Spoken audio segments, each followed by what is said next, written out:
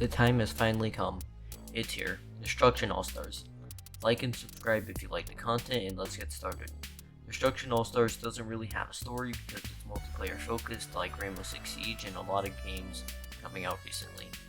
But the gameplay, let's just start with the gameplay. There are 4 game modes: Mayhem, Gridfall, Tornado, and Stockpile.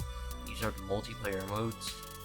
Mayhem is a free-for-all game mode where you just ram into each other to whomever gets the most fracks win.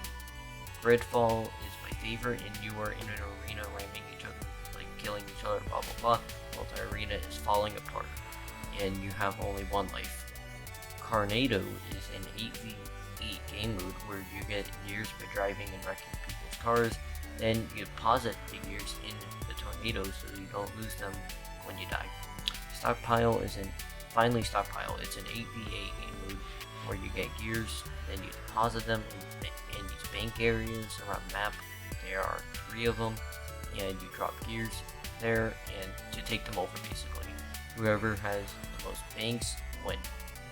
Now on to what you use to win the modes. There are 16 characters in Destruction AllStars, and each have a breaker ability and their own vehicle which has an ability. Their breaker ability is when you're on the ground and on foot. Their car ability is like their breaker. They're very similar. For example, Shift, he can turn invisible, and his car can also turn invisible. Since there are 16 characters, it makes the gameplay feel fresh. Now onto the driving. Driving is pretty good. The driving is very fluid and satisfying, so when you ram the car at full speed and use your dash ability, it feels great.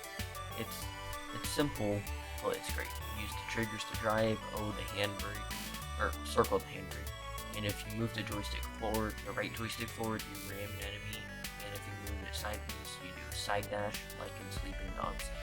There is also training and challenge modes for single player people, but the main focus is on multiplayer.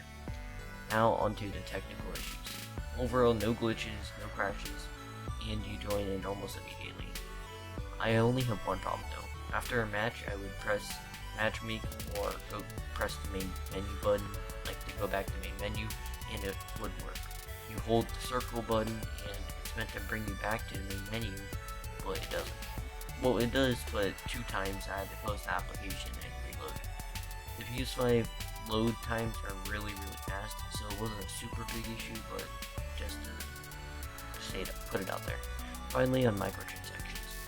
Microtransactions are for skins, emotes, and stuff like that. You can earn them all in-game. They are also planning to add new characters, maps, and game modes soon, so keep this game downloaded. That's probably why they added the microtransactions. I'm not going to do value section of my videos like I normally do, because this game's on PS Plus for free, so yeah, I just pick it up and just have a blast. It's really good. Now on to my verdict. The game has passion, creativity, and variety, so I recommend this game 100% all the way.